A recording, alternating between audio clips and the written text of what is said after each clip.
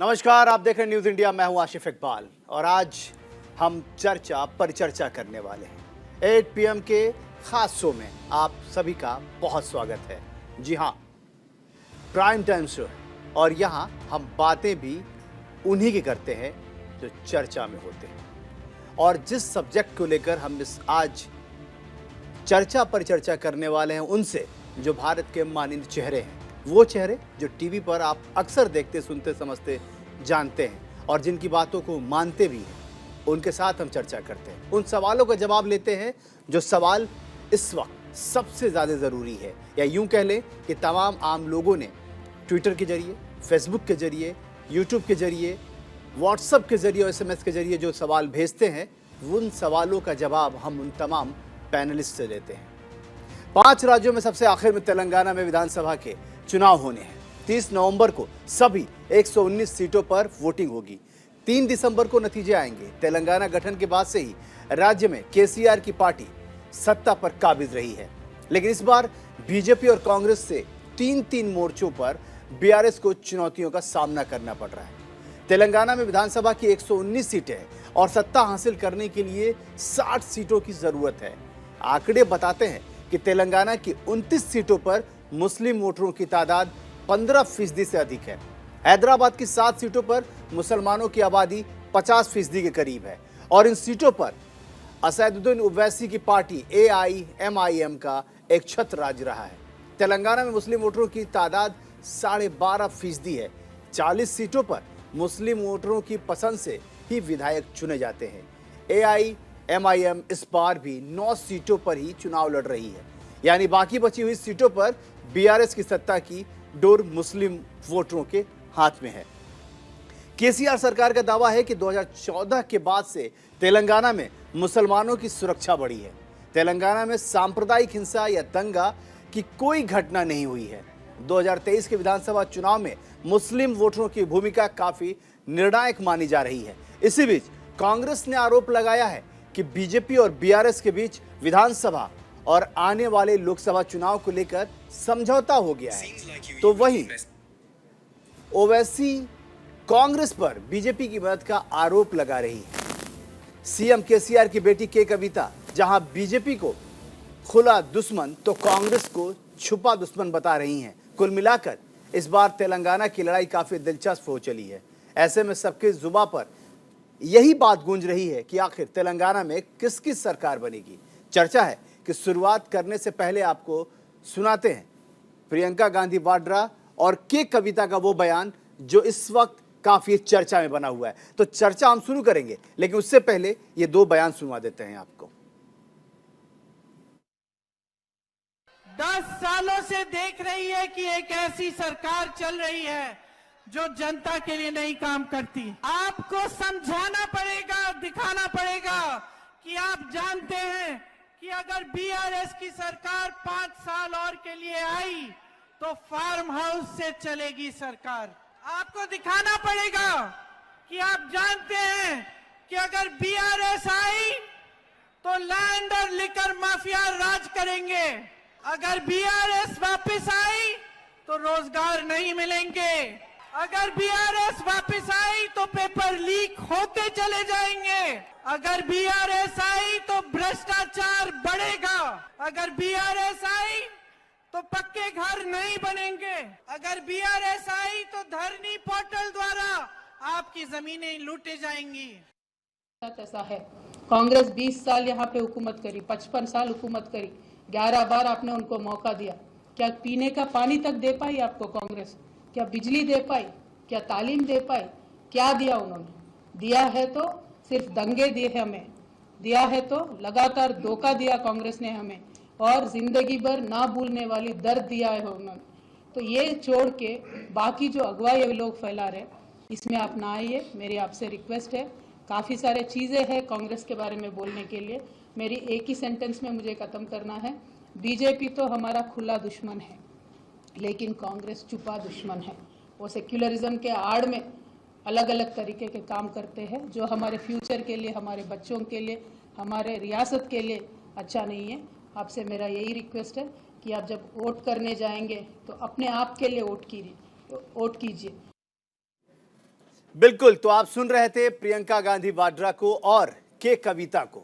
ये दोनों ही लीडर इस वक्त तेलंगाना में जोर शोर से जोर आजमाइश कर रही हैं। दोनों अपनी पार्टी की बड़ी लीडर हैं। चाहे प्रियंका गांधी वाड्रा की बात कर लें, कांग्रेस पार्टी की महासचिव हैं और कई राज्यों की प्रभारी भी रही हैं और लगातार स्टार प्रचारक की भूमिका निभा रही हैं। तो वहीं अगर के कविता की बात करें तो वो वहाँ पे बीआरएस चीफ और तेलंगाना के मुख्यमंत्री की बेटी हैं, सांसद रही हैं, अब एमएलसी हैं और लगातार एक स्टार कैंपेनर की तरह तमाम तेलंगाना में घूमकर वो बीआरएस के प्रचार प्रसार की डोर संभाल रही हैं। तो साफ तौर पे आप समझ सकते हैं कि दोनों आमने सामने हैं और दोनों ही नहीं हैं बल्कि दोनों पार्टियां भी आमने सामने हैं। तेलंगाना की लड़ाई इसलिए दिलचस्प है क्योंकि अब 5 राज्यों के विधानसभा चुनाव में छत्तीसगढ़, मध्य प्रदेश, राजस्थान और मिजोरम में वोट पड़ चुके हैं। तमाम वोटरों ने उन प्रत्याशियों की किस्मत लॉक कर दी है ईवीएम मशीन में। अब सिर्फ बाकी रह गए तो तेलंगाना। जी हाँ, इसीलिए वहां पे तमाम तरह की जोर आजमाइश देखने को मिल रही है। सभी पॉलिटिकल पार्टियां अपने अपने तरीके से अपनी अपनी दावे प्रतिदावे को बेहतर बताने की कोशिश कर रही हैं। वो ये भी चाहते हैं कि उनके दावे में दम मिले और वो उनकी पार्टी को तमाम जो आम आवाम है वो उस पर मुहर लगाए। इसीलिए वो अपनी अपनी बातें भी रख रहे हैं। जहां एक तरफ प्रियंका गांधी वाड्रा कहती हैं कि 9 सालों के तीसरी बार मुख्यमंत्री के लिए लड़ाई लड़ रहे हैं, 2 बार मुख्यमंत्री रह चुके हैं, तो उन्होंने किया क्या है? उन्होंने एक ढांचा रखा। तो वहीं दूसरी तरफ के कविता कह रही है कि कांग्रेस पार्टी भी जब आंध्रा और तेलंगाना दोनों एक में थी तो उस वक्त पीने का पानी तक मुयस्सर नहीं हुआ था। तो आप समझ सकते हैं किस तरीके से चर्चा पर चर्चा होनी है। इसके लिए हमारे साथ एक बड़ा पैनल, जी हाँ, हिंदुस्तान का वो बड़ा पैनल, वो टीवी की वो शख्सियत जो लगातार चर्चा पर चर्चा करती हैं और जिनको पूरा हिंदुस्तान जानता समझता देखता है। जी हाँ, मैं उनका परिचय कराते जाता हूं और उनका स्वागत भी करूंगा। अमिताभ कुमार जी वरिष्ठ पत्रकार हैं, उनका बहुत स्वागत है। निपुण आलम बयान हैं, राजनीतिक विश्लेषक हैं, उनका भी बहुत बहुत स्वागत। प्रिया गुप्ता जी हैं, नेता बीआरएस से, बहुत सीनियर लीडर है, हैदराबाद से जुड़ी हैं, उनका बहुत स्वागत। रत्नाकर सिंह जी हैं, बेबाक छवि के लीडर माने जाते हैं, कांग्रेस के प्रवक्ता भी हैं। रत्नाकर जी, आपका भी बहुत स्वागत। अश्विनी शाही जी, नाम ही काफी है, बेबाक छवि के और बेलौग लाभ लपेश के बातें करने वाले बीजेपी के कद्दावर नेता और भारतीय जनता पार्टी के प्रवक्ता। अश्विनी शाही जी, आपका बहुत स्वागत है। रुद्र प्रताप सिंह, जी हाँ, ये जाना पहचाना चेहरा टीवी का, राजनीतिक विशेषज्ञ हैं, हमारे साथ स्टूडियो में हैं। और साथ ही अरविंद वत्स जी, जिनको देखकर ही साफ तौर पे ये अंदाजा लगाया जाता है कि वो कौन सी बातें कितनी संजीदगी से रखने वाले हैं, उनका भी बहुत स्वागत। सबसे पहला सवाल अश्विनी शाही जी आपसे।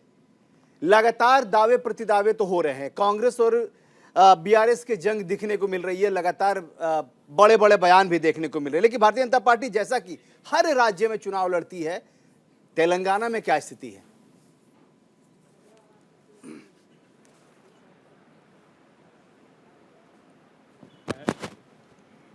और भारतीय जनता पार्टी धीरे धीरे अपना कद बढ़ा रही है।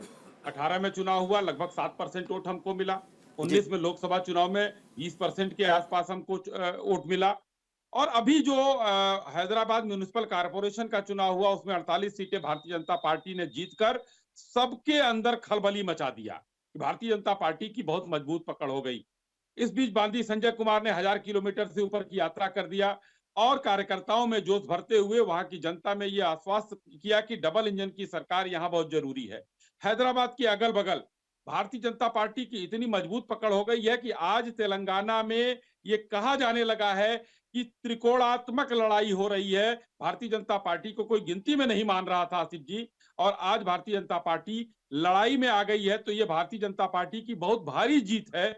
जहां पर हम कुछ नहीं थे, जहां पर हमारे एक विधायक थे और आज हम लड़ाई की बात करते हैं, तो ये भारतीय जनता पार्टी के लिए संजीवनी का काम करेगा। और आने वाले चुनाव में 3 तारीख को हम लोग देखेंगे कि किस तरीके से यहाँ पर क्या स्थिति परिस्थिति भारतीय जनता पार्टी बदलने में कामयाब हो। बिल्कुल बिल्कुल। रत्नाकर सिंह जी कांग्रेस के नेता है और बहुत ही बेबाकी से अपनी बात रखते हैं, टीवी का जाना पहचाना चेहरा।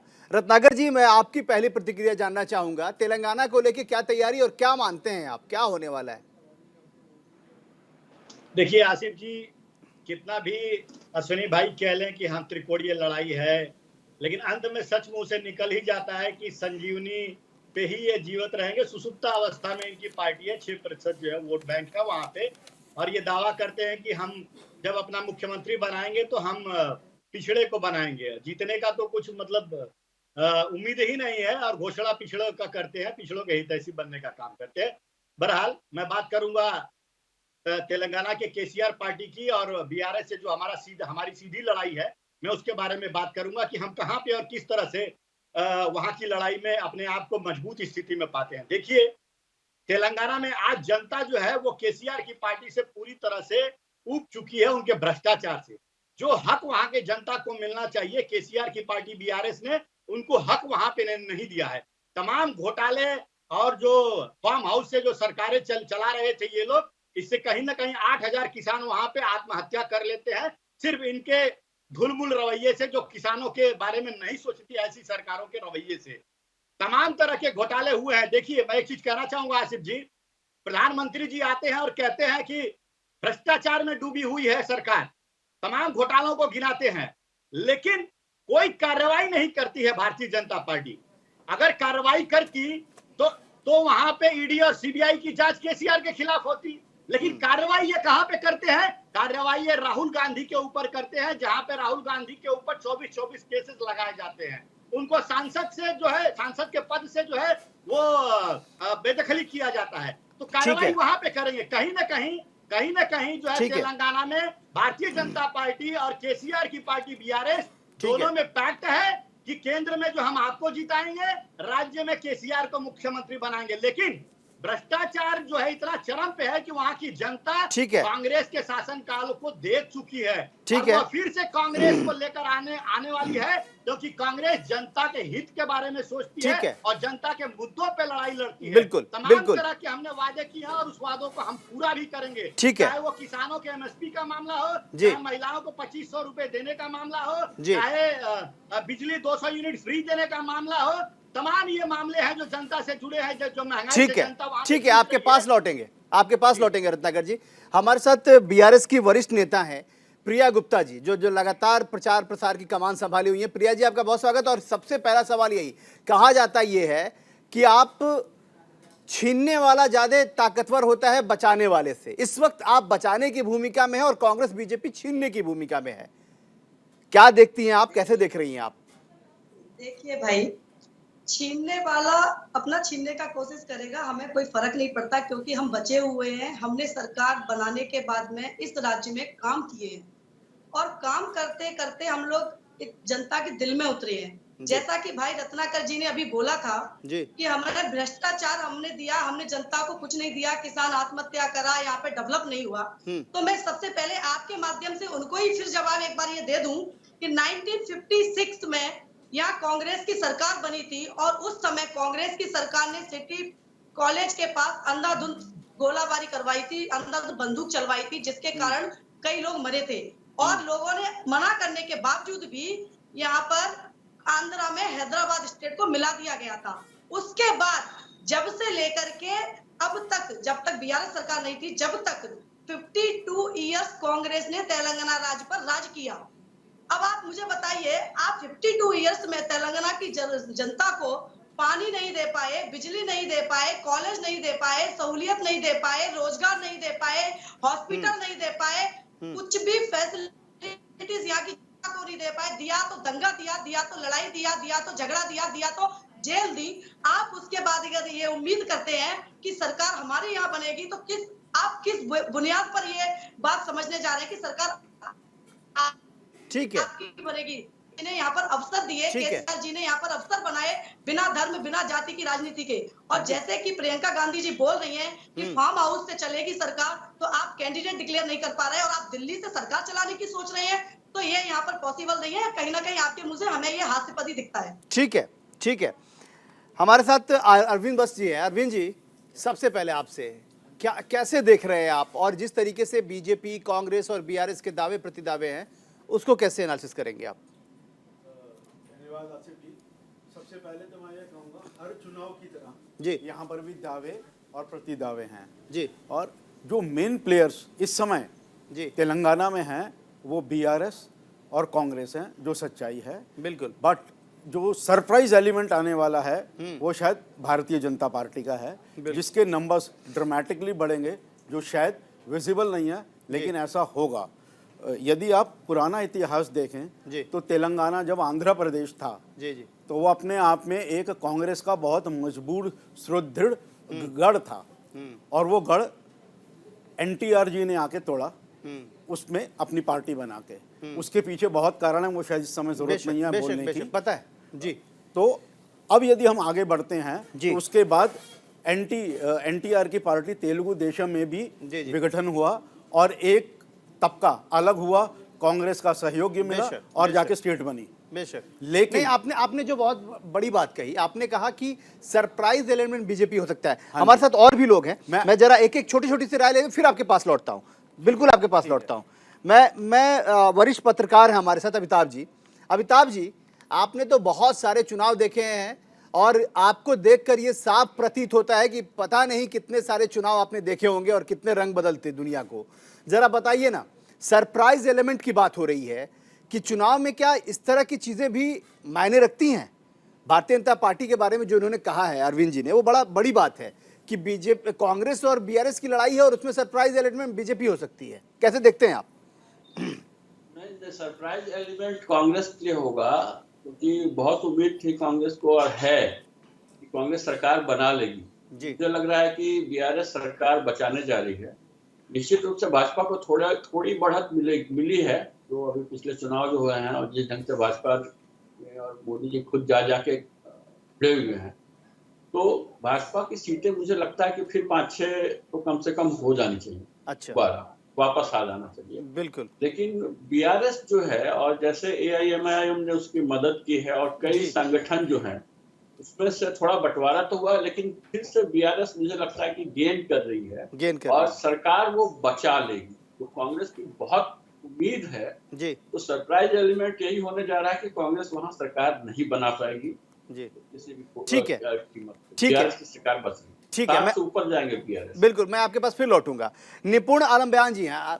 निपुण जी, आप कैसे देखते हैं इस पूरे चुनाव को और जिस तरीके से लगातार जिस तरीके की प्रतिक्रिया आ रही है, तमाम कांग्रेस पार्टी हो, भारतीय जनता पार्टी हो, बीआरएस हो और तमाम जो हमारे जो समझने वाले, जो चुनाव को समझने वाले वरिष्ठ पत्रकार और राजनीतिक विशेषज्ञ हो, सभी लोग अपनी अपनी राय दे रहे हैं, कैसे देखते हैं आप?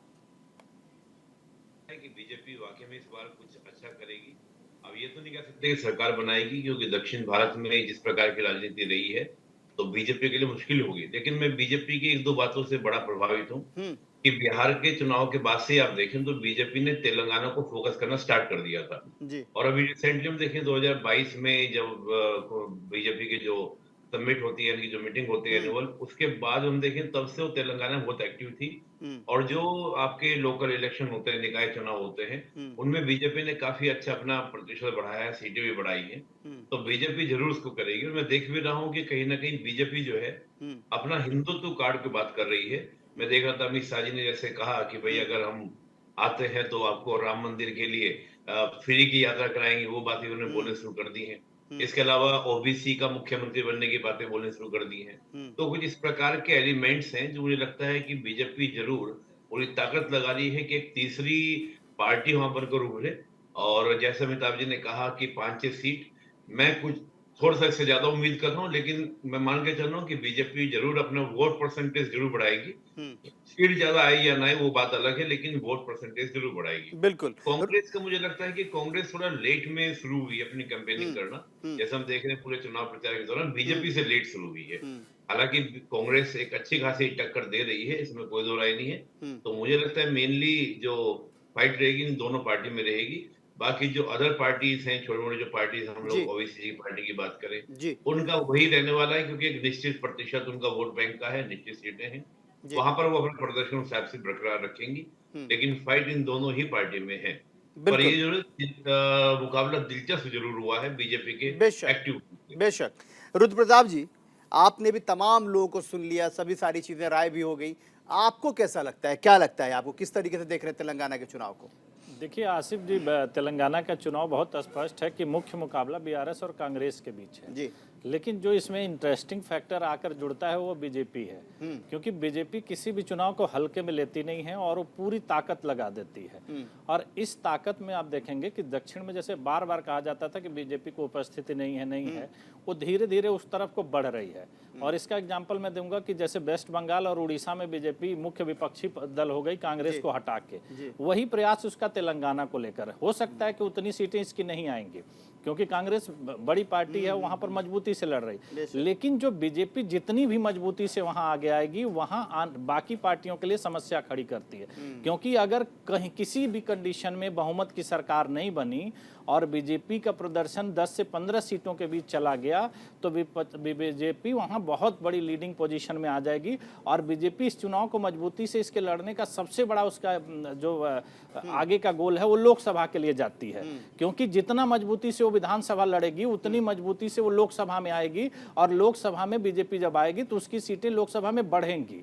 तो इसलिए ये चुनाव बहुत ही महत्वपूर्ण हो जाता है, और वो बीजेपी के लिए महत्वपूर्ण होता है, क्योंकि बीआरएस सरकार बनाए या कांग्रेस सरकार बनाए उससे बीजेपी को कोई फर्क नहीं पड़ता है, लेकिन वो अपनी चीजों को वहां मजबूत करके इन दोनों लोगों को वहां टक्कर दे रही है, और वो फ्यूचर के लिए भी इन लोगों के लिए एक सिरदर्दी बनने जा रही है। बिल्कुल। वक्त हो गया एक छोटे से ब्रेक का, कहीं मत जाइए क्योंकि अभी चर्चा की शुरुआत हमने की है, अभी सिर्फ एक कमेंट लिया, अभी बहुत सारी चीजें होनी बाकी हैं। वक्त हो गया छोटे से ब्रेक का, ब्रेक के उस पार लगातार खबरें जारी हैं, कहीं मत जाइएगा। लौटते हैं एक छोटे से ब्रेक के बाद।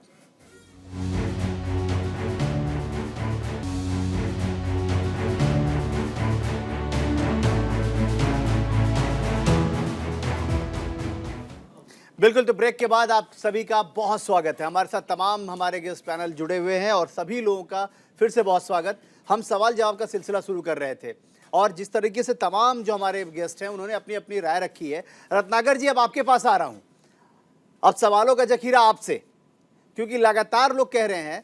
रत्नाकर जी, आपको मेरी आवाज मिल रही होगी? बिल्कुल, रत्नाकर जी आवाज मिल रही है? टेक्निकल इशू है। मैं साई साहब आपके पास आ गया। लोग कह रहे हैं बीजेपी सरप्राइज एलिमेंट की तरह दिखने वाली है तेलंगाना में, कैसे देखते हैं आप इस बात को, कैसे लेते हैं आप? देखिए, सरप्राइज एलिमेंट हम मेहनत कर रहे हैं। हम किसी चुनाव को, अभी हमारे किसी पैनलिस्ट ने, रुद्र जी ने शायद कहा कि भारतीय जनता पार्टी किसी चुनाव को हल्के में नहीं लेती है, तो हम मजबूती से अपने चुनाव को लड़ रहे हैं। देखिए, समीकरण वहां पर पूरा ऐसा है, हमारे जो 4 सांसद हैं और उसमें 3 सांसद जो है नॉर्थ तेलंगाना से आते हैं और वो तीनों वहीं से चुनाव लड़ रहे हैं।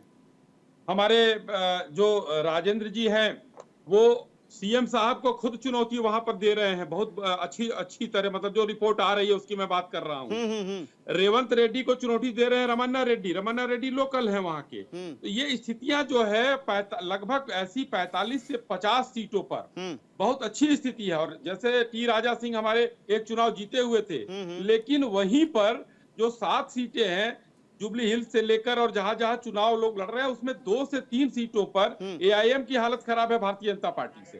तो हम लगभग पूरे उसमें 45 से 50 सीटों पर डोमिनेटिंग है। और अभी किसी पैनलिस्ट ने नहीं कहा कि भारतीय जनता पार्टी खत्म है या भारतीय जनता पार्टी नहीं आएगी। सबने बहुत बचाकर, किसी ने 7 कहा, किसी ने 8 कहा, किसी ने 10 कहा, लेकिन हम कह रहे हैं कि सत्ता की चाबी भारतीय जनता पार्टी के हाथ में है और इसको मानना पड़ेगा कि भारतीय जनता पार्टी ने अपने आप को किस तरीके से वहां पर अश्विनी जी देखिए, एक्साइटमेंट अच्छी बात है लेकिन ओवर एक्साइटमेंट नहीं। अभी तो आप कह रहे थे कि संजीवनी बूटी का काम करेगा, अभी जैसे ही पैनलिस्ट ने ये कहा कि आप एक अच्छे प्लेयर के तौर पे दिखेंगे, अब आप कह रहे हैं कि सत्ता की चाबी होगी। और आपकी बात पे अमिताभ जी बहुत मुस्कुरा रहे हैं और अमिताभ जी वरिष्ठ पत्रकार हैं और उनकी मुस्कुराहट बहुत कुछ कह रही है। अमिताभ जी कही दीजिए, आप चुप मत रहिए। अश्विनी जी आपसे जवाब चाहते हैं। नहीं, इनकी संभावनाएं जो है ना वो निश्चित रूप से, इनकी जो उम्मीदें हैं वो बहुत अच्छी हैं जी। क्योंकि देखिए, लगभग 40-42 सीटों को छोड़ दीजिए तो बाकी जगह जो है इनके गुंजाइश है जी। बाकी जो 60-70 सीटें हैं उन पर गुंजाइश है कि ये बढ़ें, और इन्होंने इसीलिए खूब ओबीसी और दलित लोगों को उठाने और बढ़ाने की बहुत सारी बातें की हैं और मुख्यमंत्री बनाने का भी दावा किया है जी। लेकिन अभी भी देखिए जिस तरीके से बीआरएस ने काम किया है ना, देखिए बीआरएस ने अलग ढंग से काम किया, धन बांटा है ना, मुस्लिम को भी और दलित को भी उन्होंने ऐसी योजनाएं चलाई है जो परजीवी बना के रखना, लोगों को मैं कहता हूँ हमेशा, तो परजीवी बना के रखा हुआ है, वो बड़ी मुश्किल से शिफ्ट होता है, बहुत मुश्किल से शिफ्ट होता है। देखिए आपकी अभी आप अश्विनी जी की बात को सुन के आप खुश हो रहे थे, अब आपकी बात सुनकर प्रिया जी खुश हो रही हैं। प्रिया जी अब आप क्यों खुश हो रही हैं, क्या हो गया, आपकी खुशी का क्या वजह है, बताइए दीजिए। देखिए हमारे भाई ने अभी जैसे बोला कि हम धर्मों को वर्गों को बांट करके हमने योजनाएं बनाई हैं जी, तो मैं आपको यही बताना चाहती हूँ कि हमने वर्गों को बांटकर योजना नहीं बनाई, हमने खुशहाल तेलंगाना को बनाने के लिए योजना बनाई जिसमें कोई भी वर्ग ना बटे। अमिताभ जी कुछ कह रहे हैं, कुछ कह रहे हैं प्रिया जी, शायद आपके समझने में कुछ गलती हो गई है। अमिताभ जी कुछ कह रहे हैं, सुन लेते हैं, आप ही के पास लौट रहा हूं। अमिताभ जी कह रहे हैं कि हम मुस्लिमों के लिए आईटी का ये बनाएंगे, आप क्या कह रहे हैं? आपने हर एक टुकड़े टुकड़े में चीजों को बांट कर देखा है और उसी हिसाब से आप काम करते हैं। प्रिया जी समझ रही है, ठीक समझ रही है, और मैं भी वही कह रहा हूँ। ठीक है प्रिया जी, धर्मों को बांटने की राजनीति भारतीय जनता पार्टी करती है, कांग्रेस करती है। अगर भारतीय जनता पार्टी नहीं करती तो आज ओबीसी मुख्यमंत्री की बात बनाने की बात भारतीय जनता पार्टी नहीं करती। और धर्म की बात, अगर जब यहाँ पर धर्म के आधार पर उनको वोट मिलने में थोड़ा असमर्थता दिखाई दे रही है, तभी तो वो आज कह रहे हैं कि वोट दो तो हम सभी को रामलला के दर्शन कराएंगे।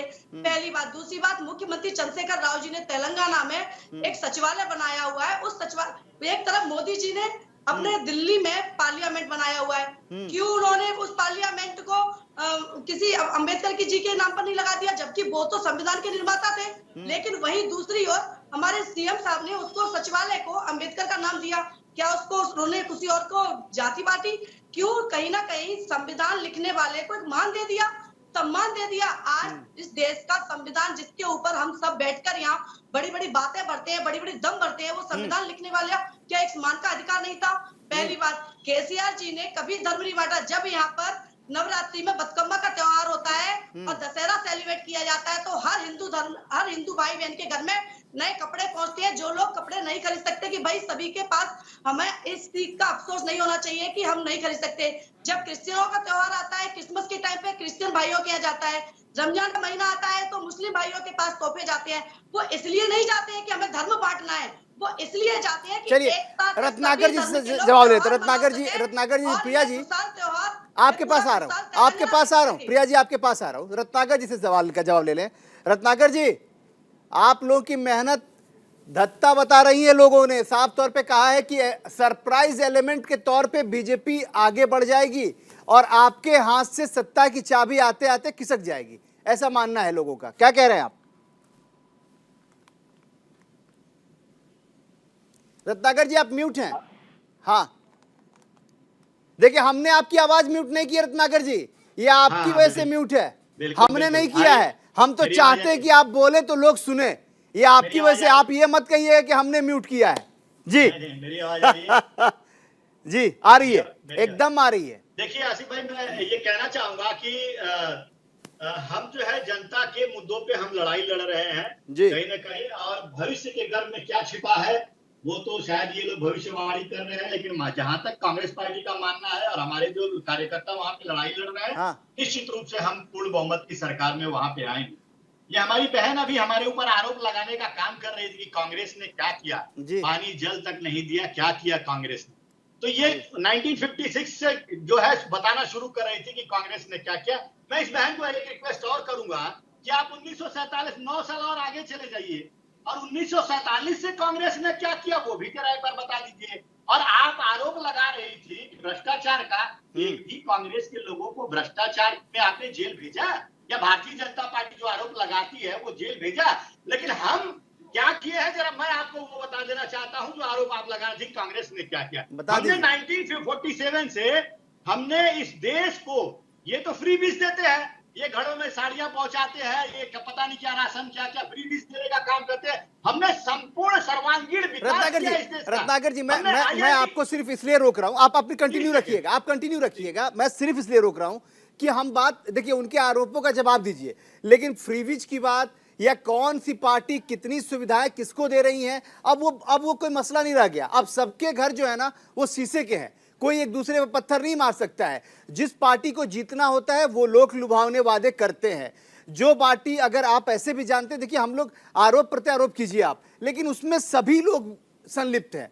अब आपको जो आरोप लगाना वो लगाइए और उनके आरोपों का जवाब दीजिए। और उनके आरोपों का मैं ये भी बता दूं कि के कविता ने भी ये बात कहा है, जो उनकी पार्टी के वरिष्ठ नेता है, कि पानी तक आप लोगों ने नहीं दिया था कांग्रेस ने। अब कह दीजिए। वही मैं कह रहा हूँ कि अगर बहन 1956 से हमारे ऊपर आरोप लगा रही है, 9 साल पहले चली जाए और देखें कि उस समय देश में क्या था और हमारी जब तक सरकार थी तब तक हमने क्या किया। हमने इस देश को IIT दिया है, हमने इस देश को IIM दिया है, हमने इस देश को इसरो दिया है, हमने इस देश को चंद्रयान प्रथम दिया है, हमने इस देश को विशाल सेना दी, हमने इस देश को एक पूरे देश में रेल नेटवर्क बिछाया। कांग्रेस पार्टी ने बहुत सारी चीजें किया है, अभी उस पर अगर जाएंगे तो बहुत समय लगेगा। लेकिन आपने क्या किया है? ये हमने तब किया है जब आपकी पार्टी का अस्तित्व भी नहीं था इस देश में। आपने क्या किया है? आपने सिर्फ और सिर्फ घोटाले किए हैं। और मैं बता दूं आसिफ भाई की मलाईदार मंत्रालय, जिसमें से कि राज्य को सबसे ज्यादा राजस्व मिलता है, उन मंत्रालय को ये अपने परिवार के सदस्यों को रेवड़िया बांटने का काम किया है।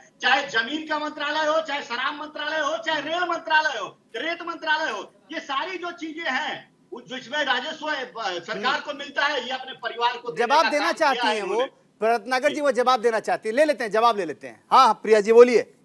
आप दोनों की बात सुन के अश्विनी जी बहुत खुश हो रहे हैं, मुस्कुरा रहे हैं। वो क्या क्या दिया आपने देश को, क्या क्या दिया? पहले आप ये तो बता, तेलंगाना अश्विनी जी चाहते थे वो आप लोग कर रहे हैं। दम भर रहे हैं, बताइए आपने तेलंगाना को क्या दिया जिसकी वजह से आप इतना दम भर रहे हैं? पहली बात। और रही बात, आप चलिए प्रिया जी मैं आपको रोक के सिर्फ आपको 30 सेकंड के लिए रोक रहा हूँ, सिर्फ 30 सेकंड के लिए। प्रिया जी सिर्फ 30 सेकंड के लिए, 1 सेकंड, बिल्कुल बिल्कुल सुन लीजिए, सिर्फ 30 सेकंड के लिए आप लोग को रोक रहा हूँ। एक बयान आया हुआ है MIM चीफ का, और उनको सुनवा देते हैं ओवैसी का, क्योंकि बात हम चर्चा भी उनकी कर रहे थे और उनके बयानों की भी चर्चा कर रहे थे। जरा मैं अपनी टीम से कहूंगा कि जरा वो बयान सुना दीजिए, जरा इसमें हम लोग इन्वॉल्व कर लेते हैं उसको। देखिए, राहुल गांधी से हम ये बताना चाह रहे हैं कि राहुल गांधी ट्रिपल तलाक पर अब तक क्यों नहीं बोले, क्यों डरते हैं वो, किससे डरते हैं? बोलिए ना ट्रिपल तलाक के ऊपर, कानून के ऊपर। हम तो कहे हैं कि वो मुस्लिम महिला के इंसाफ नहीं कर रही है। दूसरा, राहुल गांधी कभी मॉब लिंचिंग पर नहीं बोलते, राहुल गांधी कभी आज तक 370 पर नहीं बोलते, आर्टिकल 370 रिमूवल पर, राहुल गांधी मुस्लिम रिजर्वेशन पर नहीं बोलते। इतना क्यों डरते हैं? डर किस बात का है? डर इस बात का है कि कहीं उनका हिंदुत्व का चेहरा सामने आ जाए। और रहा सवाल कि हमको यार बोलने का, हम राहुल गांधी जी से अपील कर रहे हैं कि भैया जिंदगी आपकी है, मगर आप 50 साल के ऊपर के हो चुके हैं, अकेलापन आपको खा जा रहा है, और अकेलेपन में इंसान के दिल में यार की बड़ी तड़प पैदा होती है। तो हम उम्मीद करते हैं कि राहुल गांधी हैदराबाद में अगर आ गए हैं तो हम पता दे देंगे, यहाँ पर बड़े बड़े हकीम हैं, बहुत मशहूर हकीम है, उनको बता लीजिए। नागर जी, आप इस बयान को कैसे देख रहे हैं? क्योंकि आज इस बयान की चर्चा खूब हुई है, इस बयान की चर्चा तेलंगाना के चुनाव में बहुत हुई है आज फिलहाल, तो इस बयान को भी हम इसमें इन्वॉल्व कर रहे हैं, क्योंकि हम बात तेलंगाना के चुनाव की कर रहे हैं और चुनाव में जितने भी बयान आ रहे हैं वो चर्चा का विषय बन रहे हैं। आज का ये बयान बहुत काफी चर्चा में है। रत्नाकर जी देखिए आसिफ भाई, मैं एक चीज कहना चाहूंगा बेशक कि इस समय तेलंगाना की जनता में एक नारा बहुत तेजी से गूंज रहा है और बहुत तेजी से पॉपुलर हो रहा है जी। वो राहुल गांधी ने जो नारा दिया था कि मोदी जी के 2 यार जी, मोदी जी के 2 यार ओवैसी और केसीआर, ये दोनों लोग मिल करके कहीं ना कहीं ओवैसी जो है भारतीय जनता पार्टी के बी टीम के रूप में प्ले करते हैं। चाहे वो कहीं का इलेक्शन ले लीजिए, चाहे वो बिहार का इलेक्शन ले लीजिए, चाहे गुजरात का इलेक्शन ले लीजिए, ये कांग्रेस का वोट काट करके और वोट कटवा की राजनीति करते हैं। ठीक है। और केसीआर जो भ्रष्टाचार में नाक तक डूबी हुई पार्टी है, उसको ये समर्थन दे रहे हैं। आप ये बताइए, आप 9 सीटों पे सिर्फ हैदराबाद सिटी में चुनाव लड़ रहे हैं, बिल्कुल ये वाजिब सवाल। बाकी सीटों पे आप जो है तेलंगाना बीआरएस को जो है आप समर्थन दे रहे हैं, तो कहीं ना कहीं आप भ्रष्टाचारी को समर्थन दे रहे हैं, क्योंकि आप भी भ्रष्टाचार में लिप्त होना चाहते हैं। और ठीक है, जवाब ले लेते हैं प्रिया जी। मैं रत्नाकर भाई जी को बोलना चाहती हूँ कि जो आज भ्रष्टाचार का आरोप आप MIM पार्टी के साथ लगा रहे हैं और सपोर्ट की बात कर रहे हैं, तो यहाँ पर तेलंगाना गवर्नमेंट से पहले आपकी गवर्नमेंट थी, तब कांग्रेस पार्टी हैदराबाद में किसकी गोद में बैठी थी, जरा आप ये बताएं। और रही बात घोटाले की, तो टाटा ट्रक घोटाले के बारे में आप क्या कहेंगे? क्रू ऑयल घोटाले के बारे में आप क्या कहेंगे? आईपीएल घोटाले के बारे में आप क्या कहेंगे? कोबलर घोटाले के बारे में आप क्या कहेंगे? नेशनल हेराल्ड घोटाले के बारे में आप क्या कहेंगे? और 2015 में नोट बोर्ड इस घोटाले के बारे में ठीक है प्रिया जी, इसका जवाब आप हमें दे दीजिए। ठीक है, हम उनसे जवाब लेंगे, लेकिन अश्विनी शाही जी बहुत देर से कुछ मुस्कुराए कुछ कहना चाहते हैं। रत्नाकर भाई मैं आपके पास लौटूंगा, जरा अश्विनी शाही जी से सुन लेता हूं। बहुत मुस्कुराहट है उनको, वो तो बहुत हंसी में है। बताइए आसिफ जी देखिए, दोनों दलों के प्रवक्ताओं ने एक दूसरे की कितनी कमियां गिनाई। इसी कमी को पूरा करने भारतीय जनता पार्टी वहां आ रही है और भारतीय जनता पार्टी खड़ी है। जनता को समझ में आ गया है कि दोनों पार्टियां किस तरीके से भ्रष्टाचार में, लूट में, जनता की सेवा न करने में आगे आई हैं। तो भारतीय जनता पार्टी लोक कल्याण की नीतियों के साथ, सबका साथ और सबका विकास, सबका विश्वास के साथ तेलंगाना में आई है। तो लोगों का विश्वास हमारे ऊपर जम रहा है और ये लोग अपने आप में देखिए किस तरीके से एक दूसरे को एक्सपोज कर रहे हैं। यही जनता भी कर रही है वहां। बिल्कुल। रत्नाकर जी, प्रिया जी मैं आपके पास लौटूंगा, जरा अरविंद जी से एक रिएक्शन ले लेते हैं। अरविंद जी कैसे देख रहे हैं आप इस नूरा कुश्ती को? देखिए ये दोनों पॉलिटिकल पार्टीज टेक्निकली एक जैसी हैं, दोनों के ऊपर भ्रष्टाचार के आरोप लगे हुए हैं। कौन से दोनों पार्टी? बीआरएस और बीजेपी? नो, अच्छा, बीआरएस और कांग्रेस की बात कर रहे हो, जिनका अभी आप नूरा कुश्ती करवा रहे थे। अच्छा, नहीं, तो नूरा कुश्ती को आगे लेकर जा रहा। आप शायद थोड़ा ज्यादा जल्दी अमिताभ जी हंस रहे हैं। अब रही बात, अरविंद जी रुक गए थे पॉज लेके, इसलिए मैंने कहा कि कहीं ऐसा तो नहीं। हाँ जी, असली बात यह है कि पब्लिक भी इनको जानती है, लेकिन जो अपीजमेंट की पॉलिसीज इन दोनों पार्टीज की रही है, जिसका कारण है कि शायद ये टिक रहे हैं वहां पे। लेकिन जो मैंने पहले लाइन बोली थी, बीजेपी शायद गवर्नमेंट नहीं बना पाएगी, लेकिन जो सरप्राइज एलिमेंट आने वाला है वो इम्पैक्ट डालेगा इन चुनावों में, और वो खेल है असली 2024 नेशनल इलेक्शन। लेकिन अरविंद जी आप सब कुछ बोल के आप इस तरह से कटघरे में मत खड़ा करिए बीजेपी को। एक तरफ बीजेपी के लिए अच्छा बोल रहे हैं, मैंने बोला, और बाद में आपने कह दिया सरकार नहीं बनाएगी। नहीं, कोई बात नहीं बना। रुद्र जी से ले लेते हैं। रुद्र जी आप क्या देखते हैं, कैसे देखते हैं? पहले मेरे को कंप्लीट कर बिल्कुल, फिर उनके पास जाइए। बिल्कुल, क्योंकि ये कॉन्ट्राडिक्टरी नहीं हो रहा है। जी। मेरा पॉइंट ये है कि शायद इस बार 50% सीट्स लेके गवर्नमेंट नहीं बना पाएगी, लेकिन एक बहुत बड़ा एलिमेंट रहने वाला है उसका, और ये खेल जो है 2024 इलेक्शंस के लिए है। अच्छा, ये मतलब खेल है, ये आप इस बात पे तवज्जो दे रहे हैं? आप इसको शब्दों को जिस तरह भी लेना चाहें, वैसे तो पॉलिटिक्स इंडिया के अंदर और इलेक्शंस खेल ही हैं। ठीक है, जिस हिसाब से कुश्तियां चल रही हैं, ठीक है, खेल ही हैं। आलम बयान जी भी हंस रहे हैं, लेकिन पहले मैं रुद्र जी के पास। रुद्र जी कैसे देखते हैं आप? देखिए आसिफ जी, सबसे महत्वपूर्ण इस पूरे चुनाव में ये है कि जहां यहाँ पर कांग्रेस को इस चुनाव से बहुत उम्मीद थी जी, उसको ऐसा लग रहा था कि हम चुनाव में सरकार यहाँ बना सकते हैं, बिल्कुल, उस पूरे खेल को बीजेपी ने खराब कर दिया है। और आप कहीं न कहीं देख रहे हैं कि बीजेपी वहां ऐसी किसी स्थिति में नहीं है कि उस पर बहुत चर्चा की जाए। बीजेपी अपने वोट परसेंट बढ़ाएगी, कुछ सीटें बढ़ाएगी, लेकिन उसका सरकार बनाने में बहुत महत्वपूर्ण भूमिका नहीं होगी। लेकिन इस पूरे चुनाव को उसने अपने सेंटर में ले लिया है। जब भी चर्चा हो रही है बीजेपी की हो रही है, ये उसके लिए एक बहुत बड़ी जीत है। क्योंकि देखिए चुनाव सबसे महत्वपूर्ण होते हैं कि उसमें हम नैरेटिव क्या सेट कर पाते हैं, वो सेट कर रही है बीजेपी। क्योंकि ये जब आगे आगे बढ़ेंगे तो उसका उनको फायदा होगा। यहाँ पर आप देखिए कि जब कांग्रेस को एक मौका था, यहाँ पर बीआरएस के बहुत सारे ऐसे मुद्दे हैं जिसको उठा कर ले, जैसे आपने अपने शुरुआत में ही कहा कि ये चूक गए, शायद स्टार्ट करने में इनको वक्त लगा। वो चूक जो हमेशा ये करते जा रहे हैं, ये इसका फायदा बीजेपी को है। क्योंकि बीजेपी आप देखेंगे कि चाहे वहाँ निगम के चुनाव हो या कोई भी चुनाव हो, उसको उस तरीके से नहीं लेती है कि हल्के से लेकर के निकल जाए, उसको फायदा होगा। और मैं ये कह रहा हूं, जैसे सब लोग ये बात को मान रहे हैं कि बीजेपी सरप्राइज कर सकती है। अगर बीजेपी 10 से 15 सीट भी अगर वहां निकालती है तो बीजेपी के लिए जीत है। क्योंकि अगर बीआरएस बहुमत में नहीं आई तो किसी का तो सहयोग लेना पड़ेगा, और अगर बीजेपी 10 से 15 सीट के पास होती है तो और उस भूमिका में आ गई तो उसके लिए बहुत बड़ी जीत हो जाएगी। ठीक है, एक छोटा सा कमेंट रत्नाकर जी निपुण जी से ले लूं, फिर उसके बाद आपके पास और प्रिया जी के पास आता हूं। निपुण जी आप कैसे देख रहे हैं? निपुण जी, मैं तो एक चीज बड़ा, जब इसे मैं सुन रहा हूँ और आप ये कुश्ती करा रहे थे बीआरएस की और साथ में आपका कांग्रेस की, मैं तो 24 में देख रहा हूँ कि यहाँ पर एक दूसरे की पोल पट्टी खोलने में लगे हुए हैं। 24 में कैसे चुनाव लड़ेंगे? जनता कहेगी पहले तो तुम एक दूसरे के साथ में बोल रहे थे, दूसरे की फाइट कर रहे थे, और 24 में भी तुम एक साथ में आ गए, यानी कि दोनों कश्मीर पार्टी। मैं उस संदर्भ में देख रहा था। लेकिन मैं यही कहूंगा, जो अभी रुद्र प्रताप जी ने कहा कि बीजेपी वाकई में एक सेंट्रल पार्टी बन गई है, वहां पर बड़ा दिलचस्प इलेक्शन कर दिया है। और देखिए क्या है कि अगर कांग्रेस को जो सीटें जीतने वाली थी और बीजेपी कहीं ना कहीं अगर वहां पर क्या करती है, कांग्रेस की सीटों को कम करती है या ओवैसी की पार्टी है, तो कहीं ना कहीं कांग्रेस को नुकसान हो रहा है। बीआरएस का अपना एक वोट प्रतिशत है, वो बना रहेगा। और जैसे पीजे जी ने कहा कि हमने खूब फ्री बांटा है लोगों को, हमने दशहरा में बांटा है, हमने क्रिश्चियंस को फेस्टिवल से भी बांटा है, दबा के जो किया है, तो उसका प्रभाव है।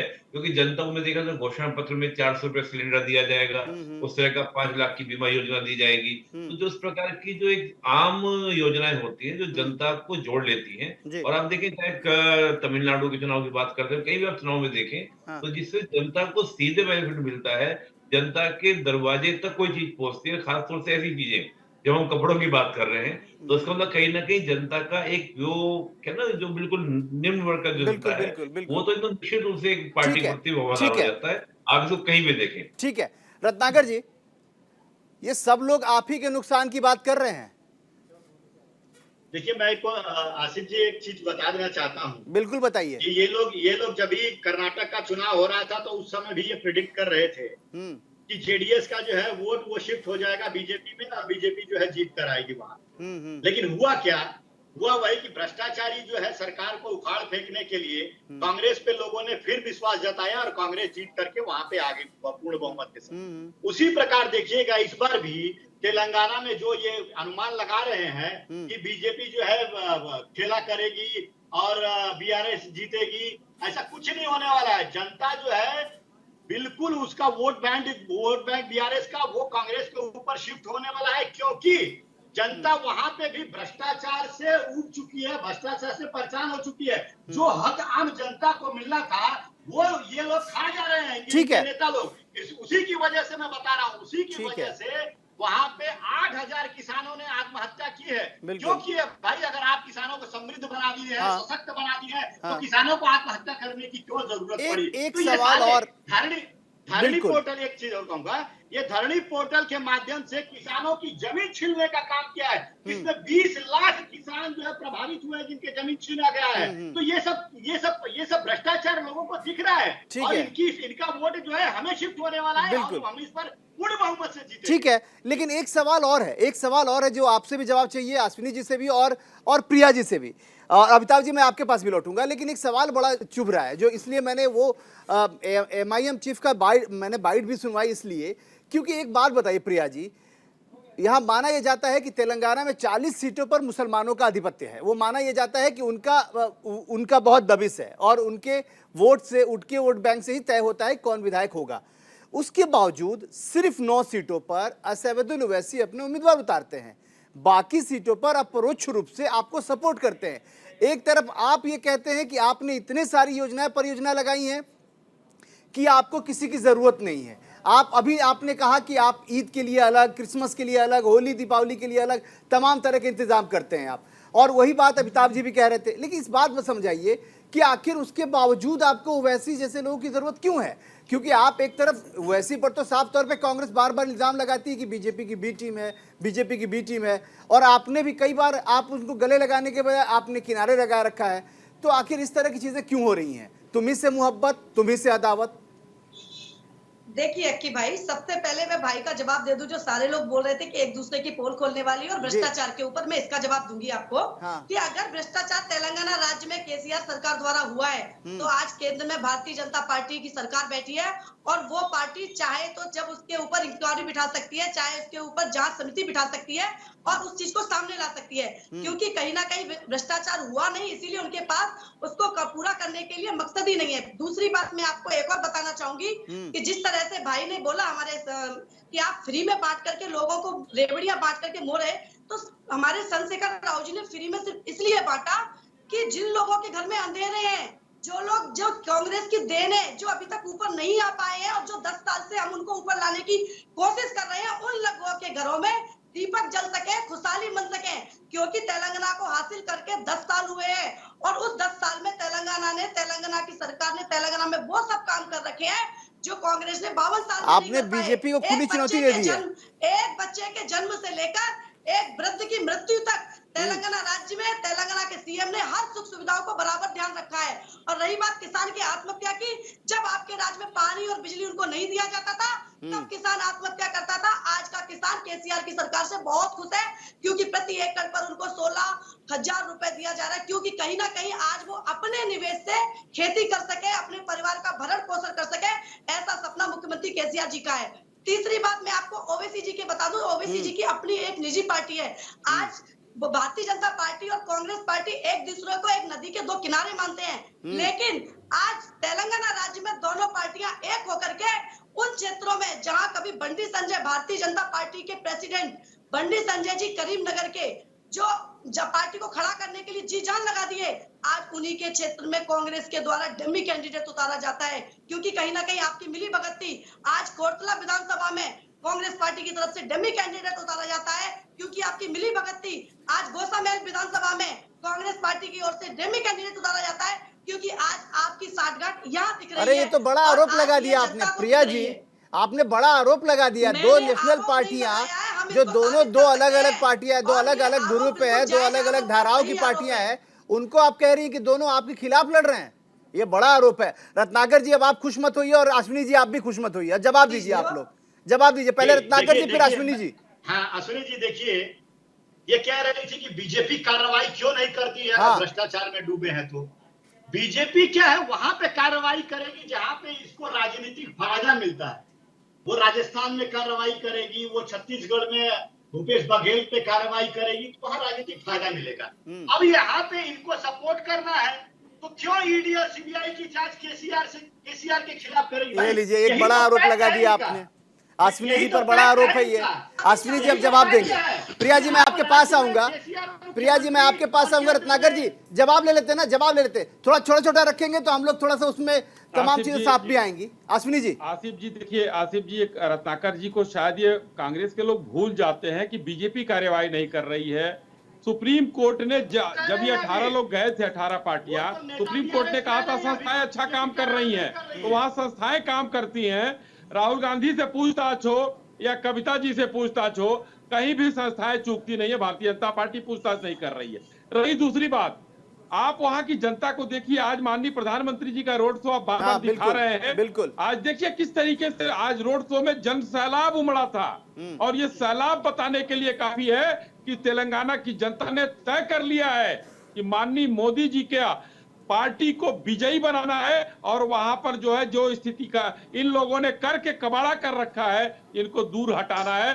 सत्ता की मलाई दोनों खाएंगे, जो कि भ्रष्टाचारी दोनों दलों में बैठे हुए हैं, चाहे वो राहुल गांधी हो या केसीआर। अमिताभ जी से ले लेते हैं जवाब। अमिताभ जी थोड़ा मुस्कुराते हुए कुछ कहना चाह रहे, कह लीजिए अमिताभ जी।